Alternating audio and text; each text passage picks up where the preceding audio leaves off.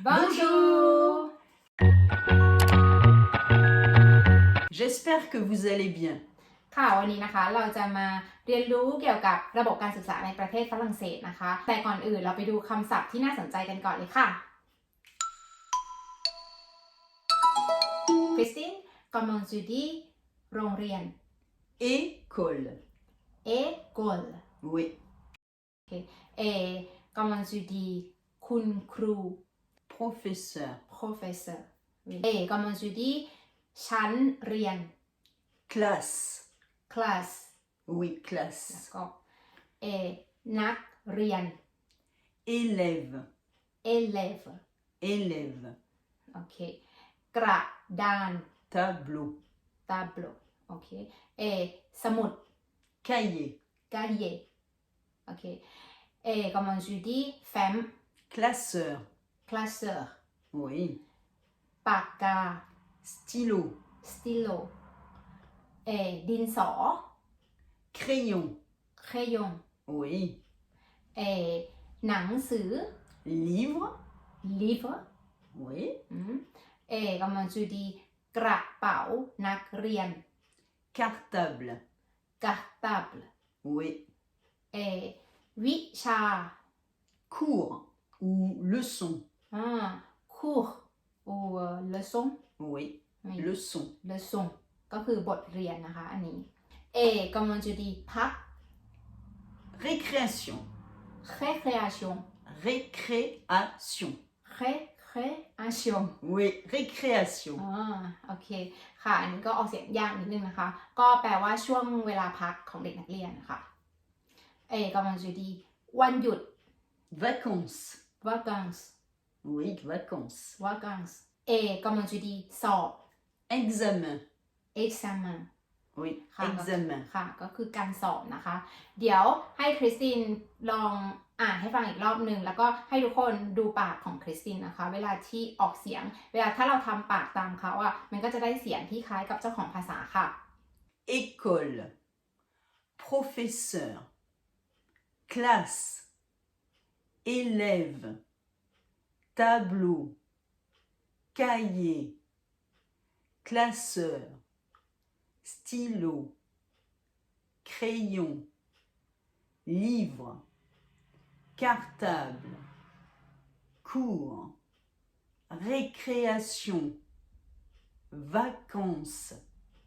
Examen. Merci En France, l'instruction est obligatoire de 3 à 16 ans. Depuis septembre 2020, les jeunes de 16 à 18 ans ont l'obligation de se former. ค่ะก็คือในประเทศฝรั่งเศสนะคะตามกฎหมายนะคะบังคับให้เข้าเรียนตั้งแต่อายุ3ขวบถึง16ปีนะคะอันนี้คือต้องเรียนตามการศึกษาภาคบังคับของประเทศฝรั่งเศสนะคะตั้งแต่เดือนกันยายนปี2020คนที่อายุตั้งแต่16ถึง18ปีเนี่ยก็ยังต้องไปเรียนแต่ว่าเลือกได้ว่าจะเรียนแบบทางเลือกไหนก็คือจะเรียนต่อม.ปลายปกติหรือว่าจะไปเรียนแบบเป็นวิชาเฉพาะทางอะค่ะเหมือนแบบว่าถ้าเทียบกับบ้านเราก็คล้ายๆแบบปวชปวสนะคะแล้วก็มันจะมีอีกโปรแกรมพิเศษอะค่ะอีกโปรแกรมหนึ่งที่แบบว่าทำงาน2วันแล้วก็ไปเรียน2วัน Le système éducatif est organisé en plusieurs niveaux. ค่ะก็คือระบบการศึกษาของประเทศฝรั่งเศสนะคะก็คือจะแบ่งออกเป็นหลายช่วงชั้นดังนี้ L'école maternelle de 3 ans à 5 ans. โรงเรียนอนุบาลเริ่มตั้งแต่3ขวบถึง5ขวบ Il y a la petite section, la moyenne section et la grande section. ค่ะก็แบ่งออกเป็น3ปีใช่ไหม Petite section ก็คือเหมือนกับอนุบาล1บ้านเราแล้วก็ปีต่อไป Moyenne section ก็คืออนุบาล2แล้วก็ Grande section ก็คืออนุบาล3 Oui. L'école élémentaire de 6 ans à 10 ans. ค่ะอันนี้นะคะก็คือเป็นเหมือนโรงเรียนประถมบ้านเราแต่ว่าโรงเรียนประถมของฝรั่งเศสเนี่ยจะมีแค่5ปีของที่ประเทศไทยมี6ปีแต่ของฝรั่งเศสจะมี5ปีนะคะเริ่มตั้งแต่อายุ6ขวบถึง10ขวบค่ะ Donc on dit cours préparatoire CP, cours élémentaire première année CE1, cours élémentaire deuxième année CE2, cours moyen première année CM1, cours moyen deuxième année CM2. ค่ะ อันนี้ก็เทียบเป็นชื่อของแต่ละชั้นปีใน 5 ปีของเรียนประถมของฝรั่งเศสนะคะ ก็ถ้าเทียบกับประเทศไทยก็เหมือนแบบป .1 ป .2 ป .3 ป .4 ป .5 แต่ของเราจะมี 6 ปีก็คือมีไปถึงป .6 แต่ของเขาก็คือมี 5 ปีก็จะเป็นชื่อตามนี้นะคะ Le collège de 11 ans à 14 ans.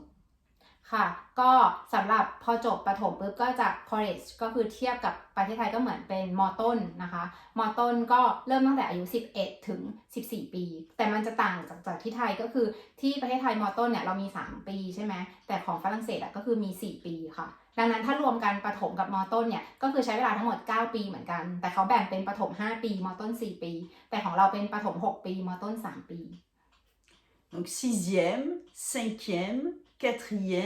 et 3e. ค่ะก็คือ4 ปีนี้เขาก็จะมีชื่อเรียกของแต่ละปีของมต้นของเขาอะค่ะก็คือเขาจะนับย้อนหลังแบบว่า6 5 4 3แบบนับถอยหลังแต่ของเราจะเป็นก็เหมือนแบบม1ม2ม3ของเรานับขึ้นไปข้างบนค่ะ À la fin de la 3e, les collégiens doivent passer un diplôme, le brevet des collèges.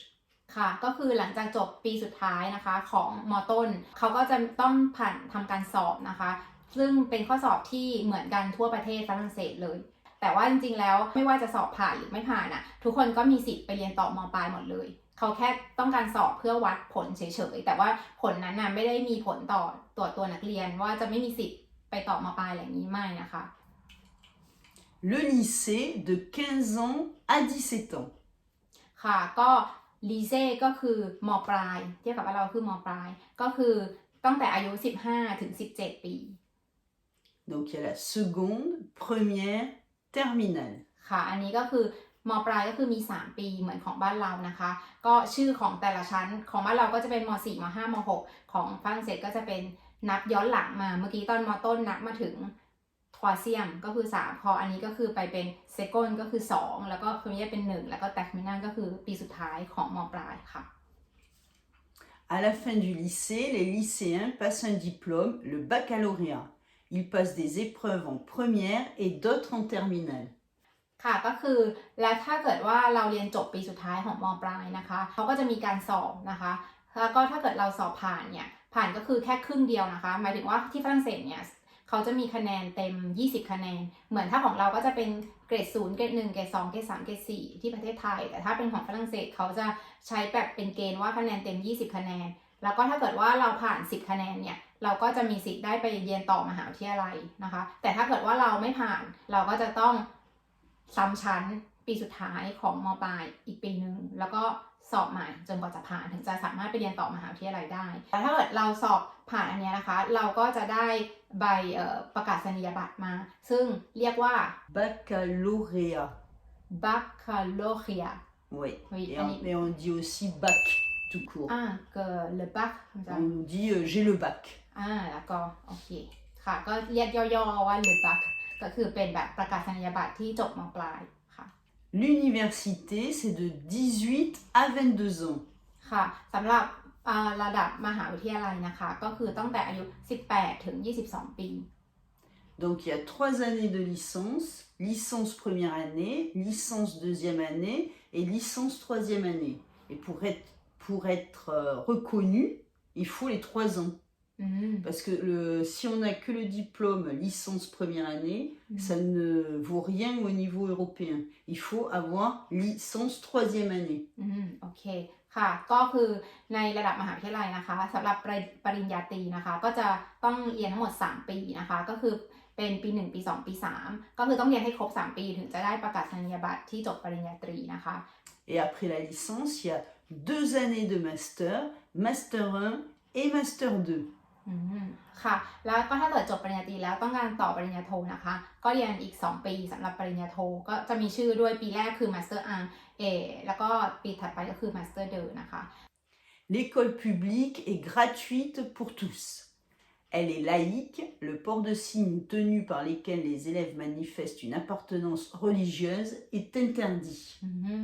ค่ะก็คือโรงเรียนในประเทศฝรั่งเศสนะคะถ้าเป็นโรงเรียนรัฐบาลก็คือเรียนฟรีไม่ต้องเสียค่าเทอมนะคะแล้วก็